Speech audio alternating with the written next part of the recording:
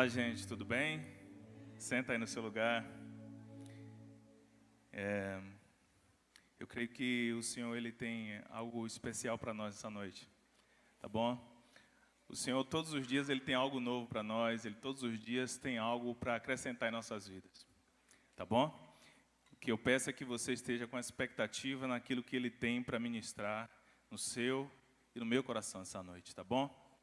Eu queria pedir para o pessoal abrir aí em João 3:3, na tela. Muito bom. Queridos, o tema, acho que o microfone está falhando aqui, né? O tema de hoje que a gente vai ministrar, a gente vai falar sobre nascer, crescer e reproduzir. Você pode repetir comigo? Nascer, crescer e reproduzir. Quando a gente está na escola, no período da infância lá, terceira, quarta série, a gente vai estudar lá, né, sobre a projeção do homem, né? O homem nasce, ele cresce, ele reproduz e ele morre. Nós não vamos falar da morte, porque a morte ela já foi vencida, como foi cantado aqui. Amém? A gente vai falar sobre o nascer, sobre o crescer e sobre o reproduzir, tá bom? Diz assim o texto: respondeu-lhe, em resposta Jesus declarou. Eu vou ler ali porque o meu está um pouquinho diferente. Em resposta, Jesus declarou: digo a verdade, ninguém pode ver o reino de Deus se não nascer de novo. Então Jesus ele está falando nesse momento aqui com um dos líderes fariseus que era Nicodemos.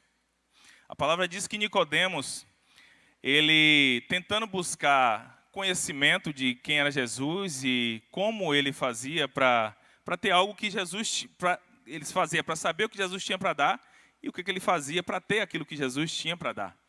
E Jesus começa a explicar a Nicodemos dessa forma. A palavra diz que Nicodemos ele saiu à noite, né? Porque como ele era um dos líderes dos fariseus, então como sempre tinha aquela comunidade de fariseus que estava contra tudo que Jesus fazia, ele saiu certamente à noite para encontrar com Jesus e saber aquilo que ele queria saber, aquilo que o coração dele, na verdade, estava pedindo, né?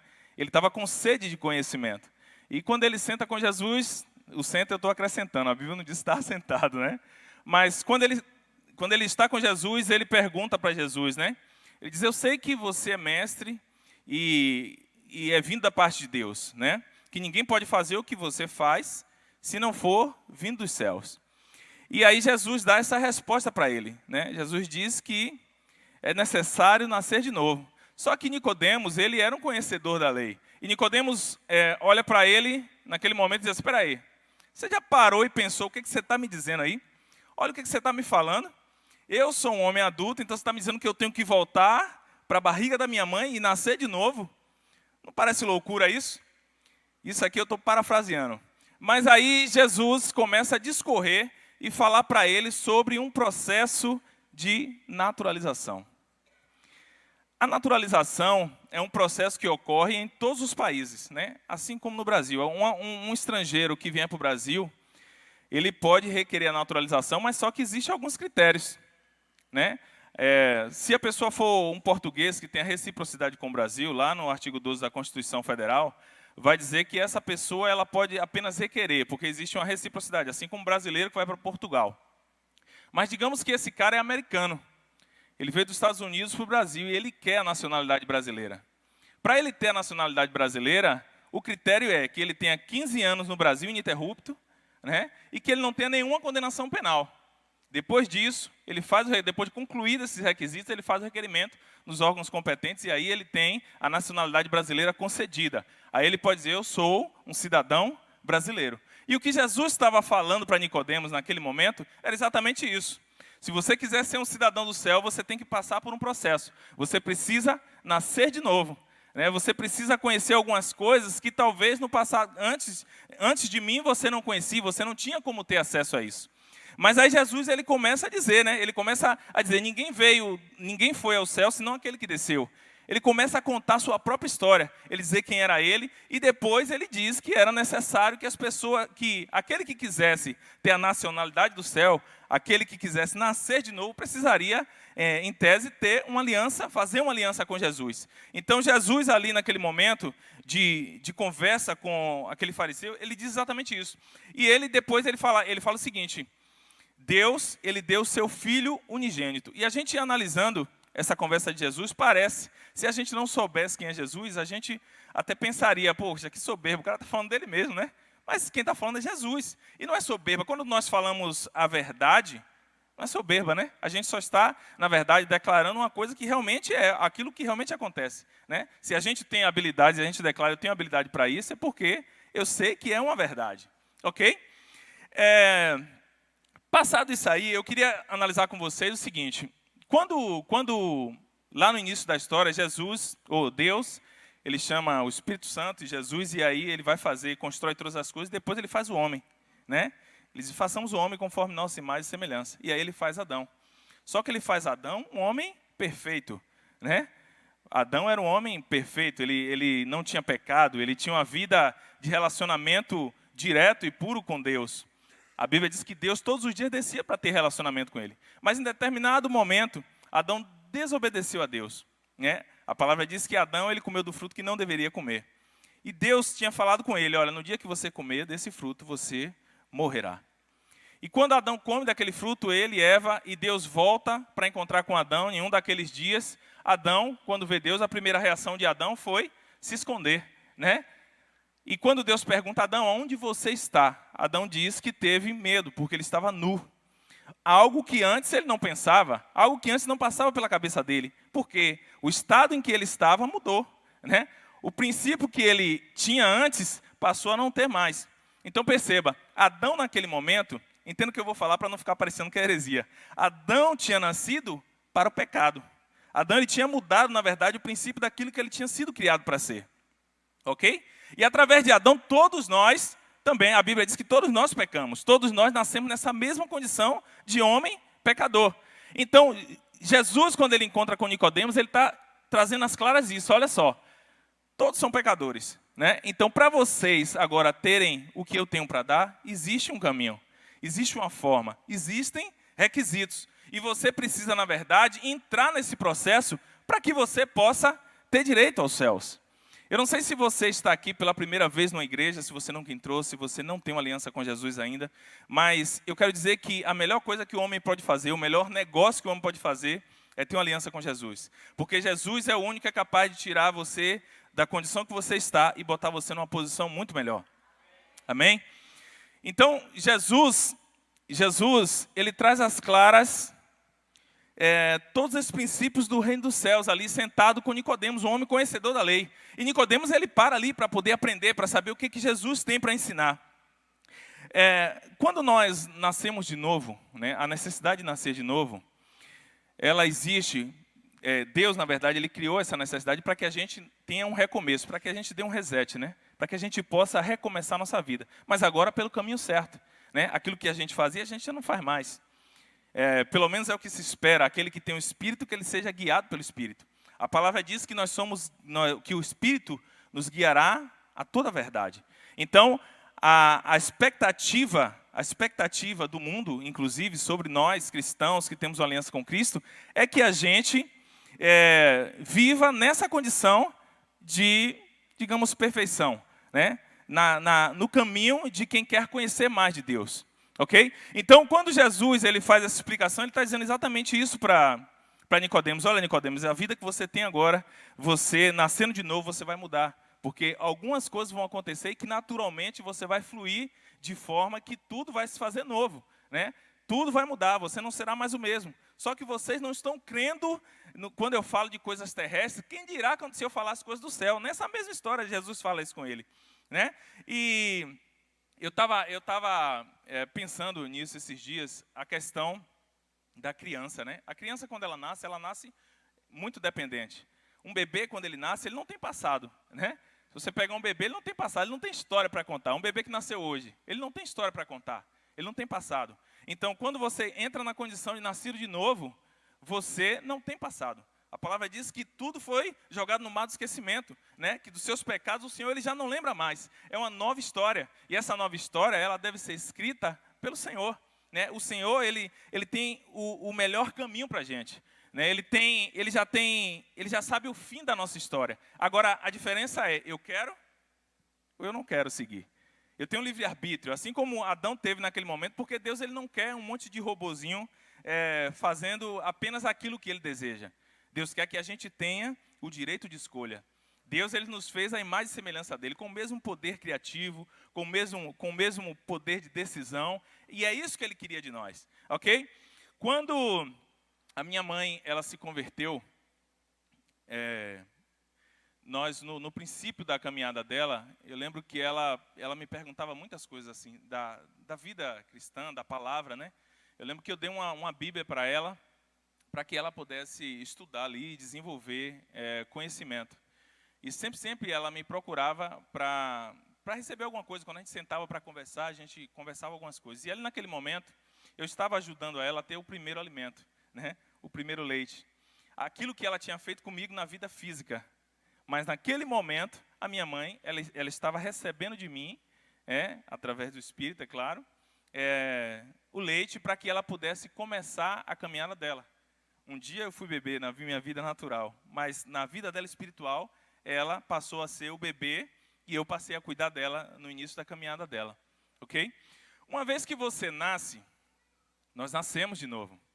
Mas não basta só nascer. O Senhor não quer que a gente apenas nasça e simplesmente fique com a vida aqui, ao bel prazer, tá bom. Quando eu me converti, só um parêntese rápido, quando eu me converti, o meu sonho era ser irmão na igreja, chegar, sentar na minha cadeira, receber uma boa palavra e seguir a minha vida, e trabalhar, continuar.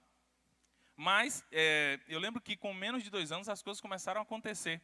Eu comecei a me envolver na igreja, com menos de 1 ano até. Eu comecei a me envolver. Com 2 anos eu já era líder de jovens, enfim. Mas aquilo ali fez toda a diferença no início do meu processo, porque eu comecei a perceber que eu precisava agora crescer. Eu não podia só nascer e dizer assim, pô, eu agora sou irmão, e tá bom aqui. Eu precisava crescer. O crescimento, ele precisa, na vida do cristão, ele precisa ser constante. A gente tem que todos os dias estar buscando conhecimento. Eu estava compartilhando com o pessoal lá na igreja, lá em Alphaville, exatamente isso, que a gente precisa, na verdade, buscar de forma que a gente não cesse, a gente não canse nunca de buscar. Pode ser um pastor, pode ter 500 anos. Se a gente não busca, se a gente não se envolve, se a gente não está na igreja constantemente, porque se existe uma coisa que fortalece o homem é o congregar, né? Não existe nada, mas você pode conhecer a palavra como foi. Eu às vezes acho engraçado quando a pessoa diz assim, eu já conheço a palavra, eu não quero me envolver na igreja, né? Eu não quero ter contato com a igreja. Mas, sem sombra de dúvida, essa pessoa ela está correndo um grande risco de caminhar por um lado que, na verdade, não é bênção para a vida dela. E não é bênção para a vida de ninguém. Porque quando a gente começa a caminhar com Cristo, nós temos a necessidade de nos relacionar. Esse é um dos pilares da nossa igreja, relacionamento. É uma das coisas que nós temos batido, que nós temos trabalhado, e eu creio que nós, em breve, vamos ter uma multidão de pessoas entendendo o que é relacionamento, entendendo que isso é necessário, entendendo que o crescimento é necessário, entendendo que nós precisamos estudar, entendendo que todos os dias nós precisamos ter conhecimento da palavra. Quando a gente pensa em formar numa profissão, a gente pensa, eu vou fazer tal faculdade porque eu quero exercer essa profissão aqui.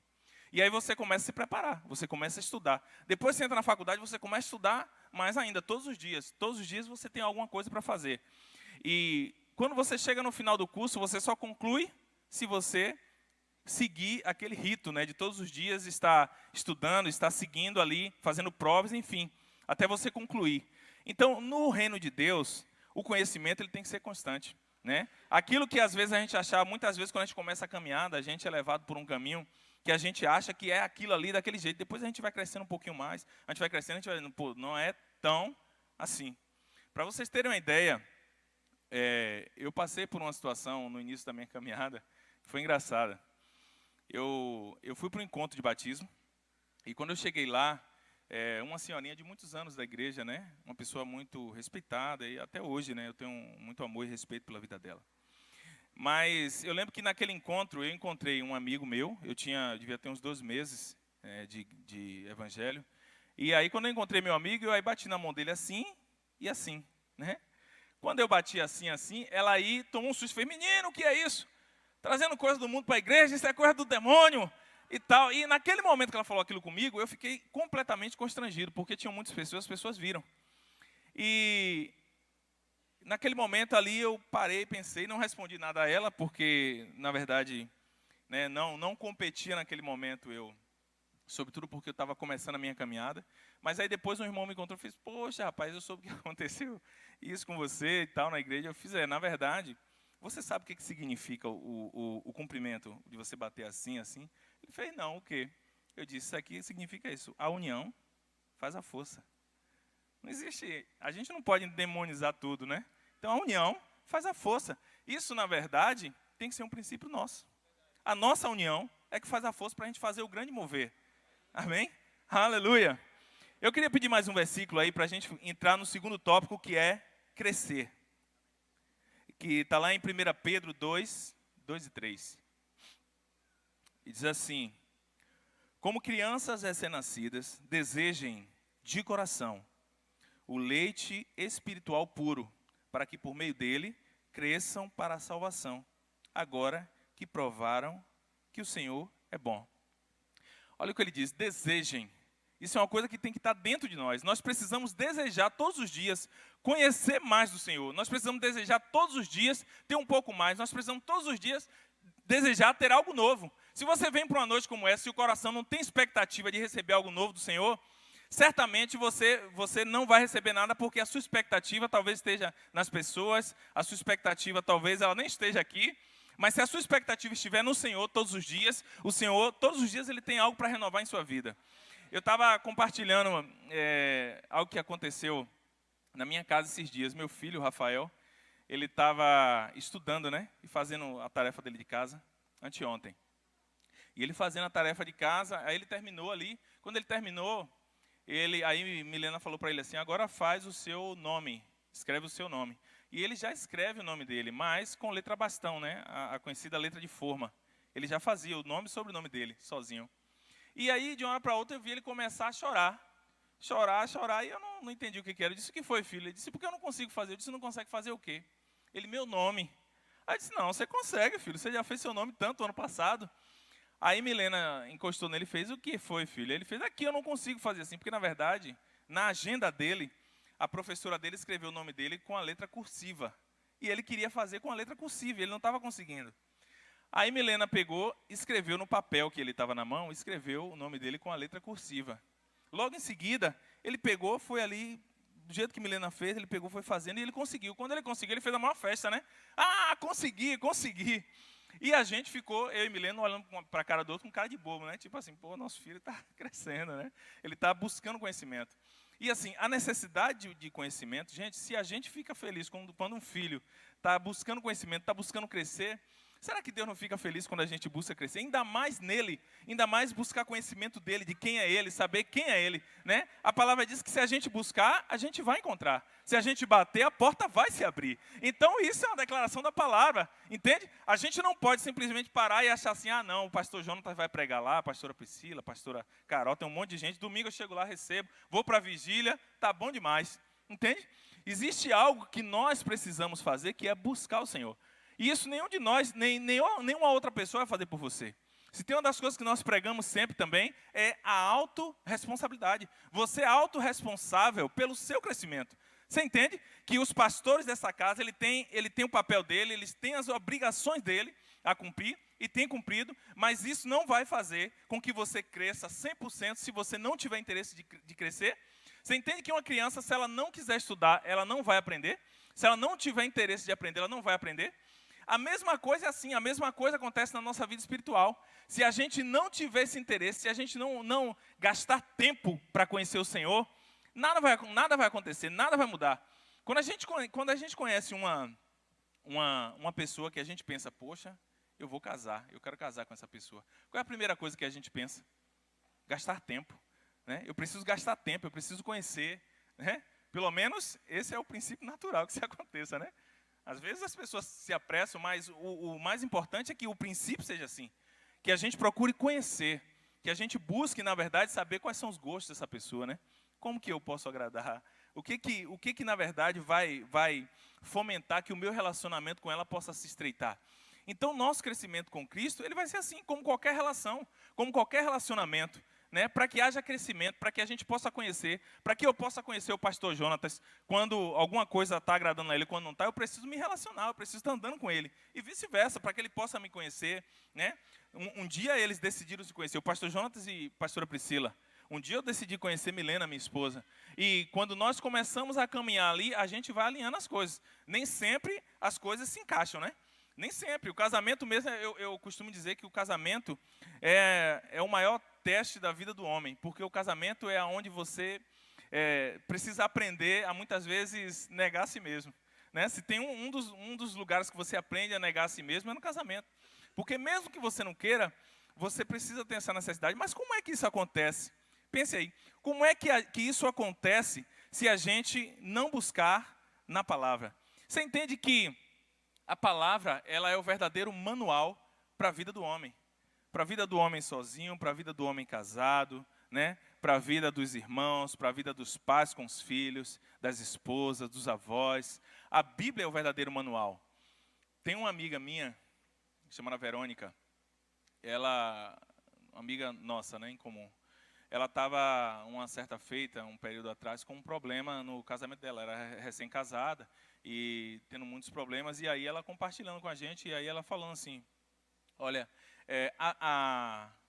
o grande problema da vida do homem e do casamento é porque não existe um manual. E na mesma hora eu falei para ela, olha, Verônica, existe uma... Gente, eu estou falando o nome dela porque ela não é daqui do nosso meio, tá? Ela ainda não se converteu a Cristo, mas eu creio que em breve. E eu disse, olha, Verônica, é uma grande amiga minha. Eu disse, olha, Verônica, o manual existe. Se você quiser, o manual existe. O manual é a palavra de Deus. Entende? A palavra de Deus, ela é o manual para todas as coisas que você quiser em sua vida. Quer você acredite ou não, mas é o manual para a sua vida. Você entende que o manual é o único meio de você conhecer a fundo qualquer coisa que você tenha? Se você compra um equipamento,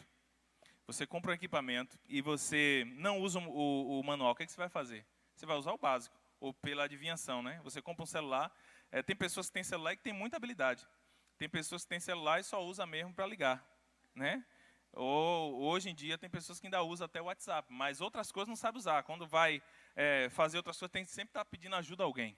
É exatamente porque não conhece. Mas se você dedicar tempo, pegar o manual de um celular, de um carro seu e começar a olhar, tópico por tópico. O meu carro mesmo, um exemplo aqui, um exemplo prático.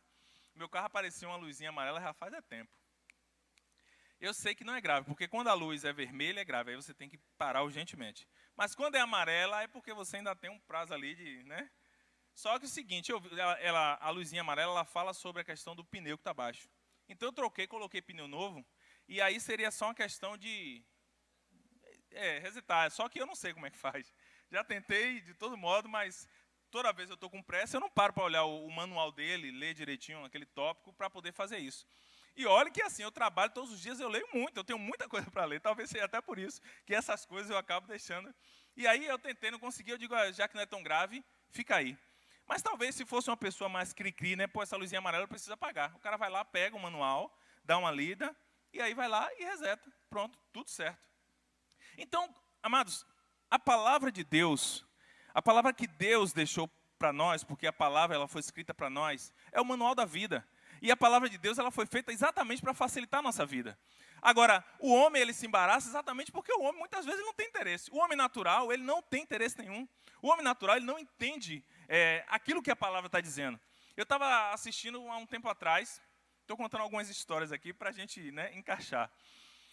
Assistindo aquele comediante Leandro Hassum. E aí ele estava fazendo uma piada sobre igreja, né? Que ele chegava na igreja e ele tinha um problema com a igreja evangélica, porque a igreja evangélica, os pastores falam muito em parábolas. E ele disse que ele sempre foi ruim de interpretação.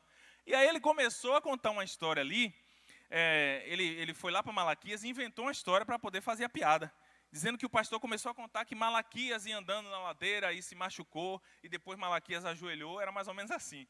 Ajoelhou e disse, Senhor, está muito pesado esse fardo, eu não aguento mais. E aí o Senhor olha para ele e diz, eu sou contigo. E quando ele diz isso, aí pronto, acabou a parábola. E aí o pastor, aleluia, e o povo, glória a Deus. E ele não entendeu nada, ele disse, eu não entendi nada. Você entende? Que na verdade era uma piada, mas o homem natural, ele sempre vai ver dessa forma mesmo. Ele estava fazendo uma piada com algo que certamente ele já passou na vida. Que é não entender quando a gente fala alguma coisa aqui do Espírito. Porque às vezes a palavra é ministrada no Espírito, e se você não busca esse conhecimento, se você não está com o coração aberto para receber isso, você não vai receber nunca, entende? Se você está vendo uma noite como essa apenas como uma palestra, né, porque palestra a gente pode ver em qualquer lugar, mas apenas como uma palestra, não como algo do Espírito que Deus ele tem para nos ensinar, para mudar a sua vida, né, para mudar algo que de repente você está precisando nesse momento, você vai simplesmente ver como uma palestra, como outra qualquer, e vai sair daqui do mesmo jeito. Amém? É por isso que nós falamos sempre sobre expectativa. A nossa expectativa, ela tem que estar no Senhor, porque o Senhor todos os dias, se você acorda de manhã com expectativa, o Senhor ele tem algo novo para fazer. Se você acorda com expectativa e dizer, hoje é um dia diferente. Se você acorda, na verdade, acreditando que esse dia é um dia diferente, esse dia vai ser diferente. Isso não é simplesmente uma crença, isso é a declaração da palavra. Se você acorda e declara, Senhor, este dia, eu declaro, este dia vai ser o melhor dia da minha vida. Esse dia é o melhor dia vivido na minha vida. Esse ano de 2019 é o melhor ano vivido na minha vida. Este ano é o ano que o meu casamento vai ser reconstituído. Esse ano é o ano que a minha família vai se converter, é o ano que a minha família vai receber Jesus. Este ano é o ano que o tempo de miséria acabou. Este ano eu declaro que é o ano em que a prosperidade chegou em minha vida, porque isso foi conquistado por Jesus. Isso foi conquistado por Jesus para nós. Aleluia! Aleluia! Aleluia! Deus é bom, amados.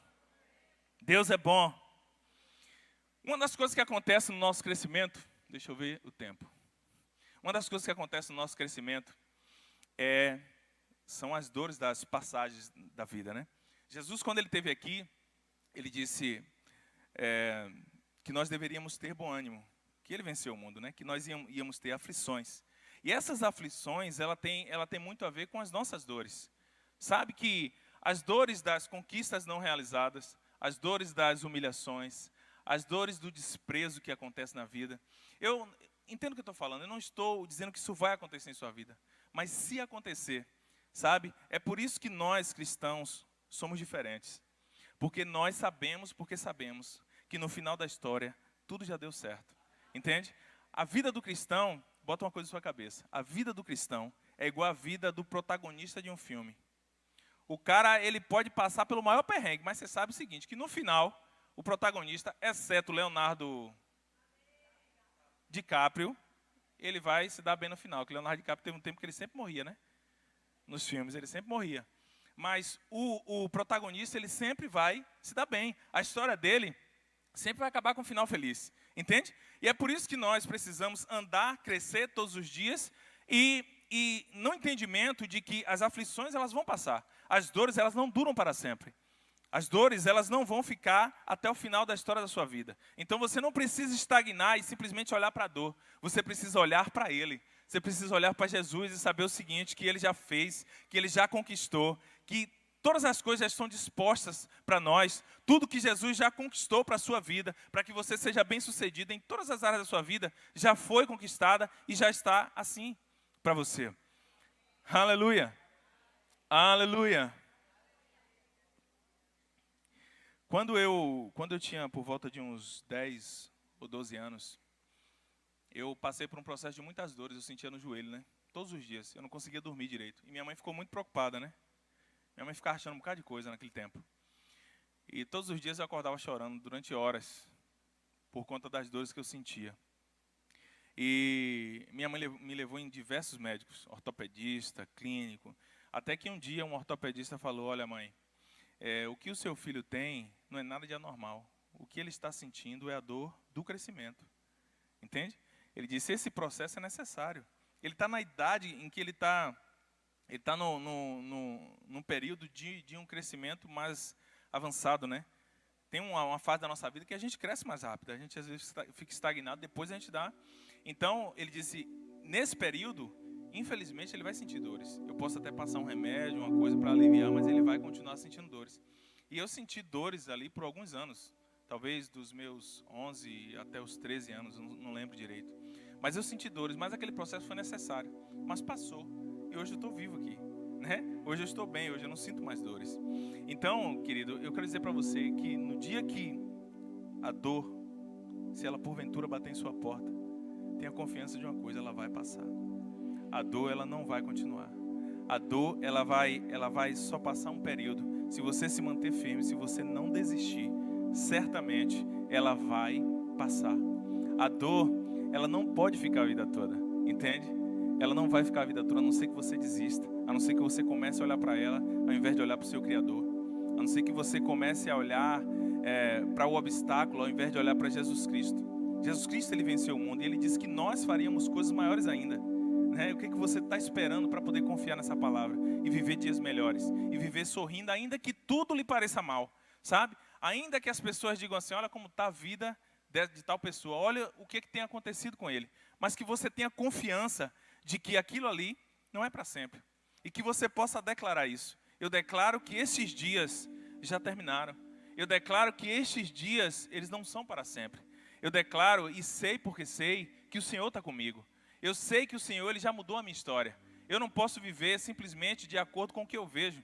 A minha história agora mudou, eu nasci de novo. E eu preciso crescer nesse entendimento. Eu preciso crescer sabendo que agora a minha história é outra. A minha vida é outra, a minha saúde é outra. Sabe, o meu entendimento é outro. E se o meu entendimento muda, todas as coisas mudam em minha vida. Todas as coisas vão mudar em minha vida.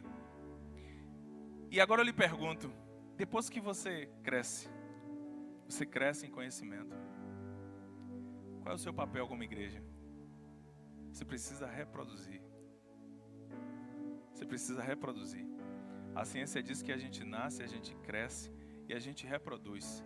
Mas a ciência está falando que nós reproduzimos aspectos, outras pessoas, né? Mas o Senhor, ele diz que nós reproduzimos vida. Porque a vida dele está em nós. Você entende que Deus, quando ele mandou o seu filho, você já parou para pensar a grandiosidade que é o Criador de todas as coisas, o Criador da sua vida, descer, sair de onde ele está, descer até a terra, para poder lhe dar vida. Sabe, se a gente parar para pensar, se o presidente dos Estados Unidos saísse de lá e viesse morar numa favela em Salvador, a gente ia achar que era algo grandioso. Rapaz, olha o que ele fez. Agora imagine o que é o Criador da vida, descer, viver no meio de nós, para entregar vida ao homem, que um dia o homem jogou fora. É muito amor, é muito amor. Você entende que você precisa reproduzir isso? Você entende que você precisa reproduzir Jesus? Você entende que você precisa reproduzir amor? Você entende que você precisa reproduzir serviço? Você entende que você precisa reproduzir relacionamento? Você entende que você precisa pegar os bebezinhos na fé e ensinar os princípios basilares da fé, os princípios, aquele que eles precisam para poder chegar à estatura de um varão adulto que tem o conhecimento da palavra? Você entende que você precisa gastar tempo? O Senhor, ele já fez todas as coisas por nós. Todas as coisas no sentido de conquistas.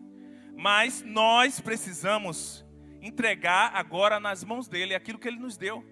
As nossas dons, as nossas habilidades, os nossos talentos. Deus, ele quer fazer algo novo em nós. Deus, ele tem algo novo para esse tempo, para a igreja. Deus tem algo novo para o mundo nesse tempo. Deus quer revelar os seus filhos para o mundo. Deus quer revelar através de seus filhos o Espírito de Deus. Deus quer revelar a vida eterna que ele conquistou para o homem, que ele mesmo conquistou para o homem. Deus, ele não quer que a gente fique estagnado, simplesmente achando que recebeu aquilo que ele tinha para nós e está descansando, achando que, olha, agora eu tenho direito à vida eterna e quando chegar naquele grande dia, eu vou abraçar o Pai e ele vai dizer, ó, bom filho, vem. Não é isso, querido. Deus, ele quer que você faça muito mais. É por isso que você está aqui, sabe? Você andar na vida, passear pela vida, terminar os seus dias de vida aqui, simplesmente vivendo para aquilo que lhe apraz, né? Para aquilo que lhe dá prazer. Simplesmente vivendo para fazer, para conquistar coisas, para construir coisas. E no final de tudo, aquilo que a gente foi conquistado para construir, a gente não construiu. Que são vidas. A gente precisa conquistar vidas para o Senhor. A gente precisa, na verdade, trazer pessoas para a igreja. Falar desse amor aonde a gente estiver. Outro dia a gente estava compartilhando na igreja em uma das reuniões, e eu falei algo no sentido de que vocês conhecem pessoas que trabalham em marketing multinível. Nada contra, se tiver alguém aqui, tá bom? Eu só quero falar a questão do entendimento. Eles falam muito de visão, né? Nas reuniões dele. Eu estou falando isso porque há muitos anos atrás eu já fui em uma.